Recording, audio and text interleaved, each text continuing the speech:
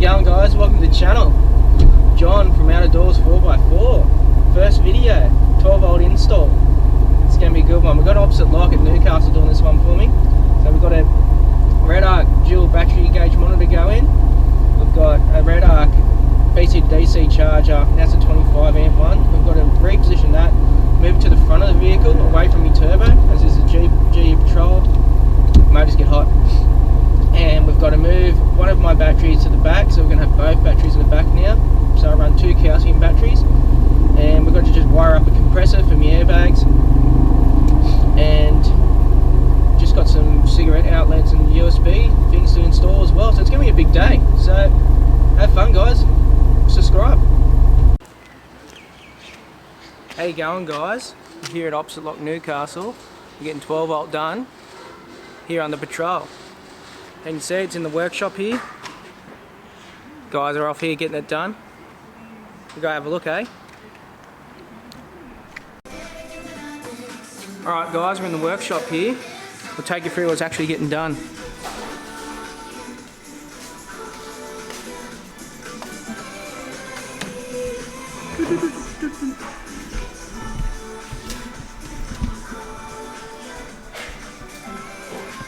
So here's the old bcdc charger. That's going to stay where it is. This is where my original battery was. You can see it's right next to the turbo there.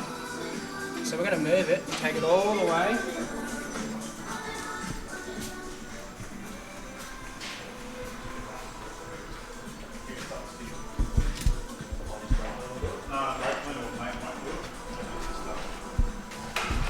We're putting everything in the back here. As you can see, we're going to run 2 batteries in the back.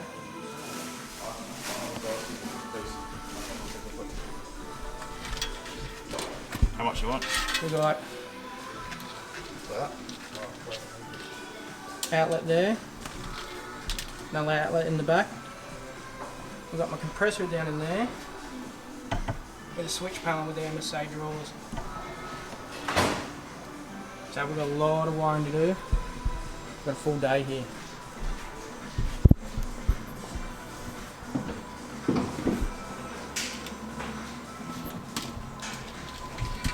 You love it.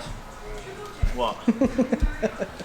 Putting all the wires onto the battery, so he's conduited all those, and he's actually labelled the fuses so I know which ones are which. So that's pretty much all the wiring for the back part of the Patrol. So that's the MSA switch panel on the left, the compressor which is hooked up to the switch panel, the lights for the drawers which go straight to one of the batteries, cigarette and USB ports, both sides of the vehicle. They're all conduited, and he's ran the power from the bcdc Redarc charger from underneath the bonnet all the way into the back there to power up those batteries.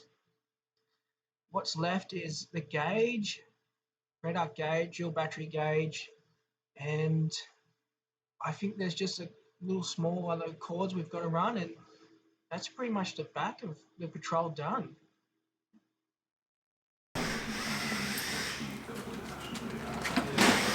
How do you determine Green ones are 30s.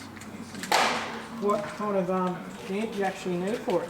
Like which fuse? Just work it out to see what you've got running on it, either cigarette plugs and USBs. You don't need low voltage because you're only charging low things through. It's like a 10 amp fuse, it does that fine. Yeah. But something like it's got more than 2 and like the other one on this side, I put 15 amp in it, just to, it's running a few more points, so if you've got more than 2 things plugged in at once, it's covering it. Yeah, right. And then same with driving lights with your 30 amp fuse. I've got to go get your... Explaining there is, the more ports you have or accessories you have going into a cigarette or a USB panel on that, is the bigger fuse you will need to put into that inline fuse holder. So that's one thing I actually didn't know about. I never knew how they actually calculate what amperage fuse they would actually use. Like as you said, driving lights, 30 amp, because they're big, they use a lot of power. If you only have one USB port, just a 10 amp or a 15 amp. You don't have to use something so big. But as you can see now, to get some cords through some parts of your car, you've got to use some yellow tongue. Coat hanger actually is a good one too, and just to slide it underneath panels and to get through your firewall and stuff like that. And we were having trouble at one point, but I realised I can pop off one of the side panels there on the MSA draw and get my hand through there to get the wire there through. I think that was for the actual panel or one of the MSA draw lights for it. But so these clips come with the MSA draw pack. Now Tim here's taken them off because you think about that. Those stupid connections out in the bush, corrugations, and come straight out. So he's just going to hardwire that hard panel in. It's just here. So I'll give you a look.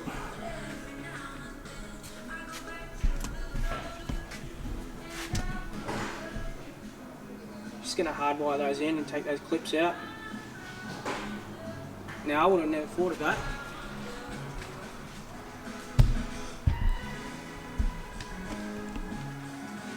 But yeah, thanks Tim for coming up with that. With the exposed wires, where he took off those clips that I was just talking about, you're going to see him hardwiring them all in and actually soldering all the wires, the powers, the accessories and all that. So he's doing a good job. You've got to make sure when you go to a place that does 12 volt that they actually solder their wires and use conduit and stuff like that. That's why I'll always go to Opposite Lock at Newcastle. They do an exceptional job. Alright guys, I'll take you through some of what he's actually wired in here. So we've got a switch panel down here. We've got auxiliary lighting. We've got the compressor. We've got 12 volt socket there. USB there, water pump there, another USB there. I'll take you in actually for a look.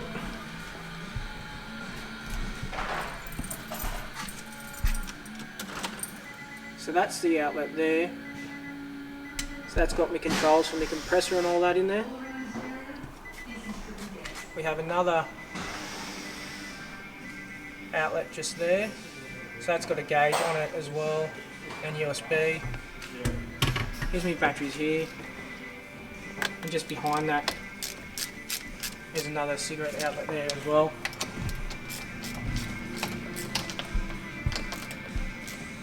This is something else I got wired in. So these are the MSA drawers. Check out this. Lights in the drawers. Now they're set, you can turn them off and on with a switch just here. Or they come on and off when you put the drawer fully in. How good is that? Look at that lighting in there.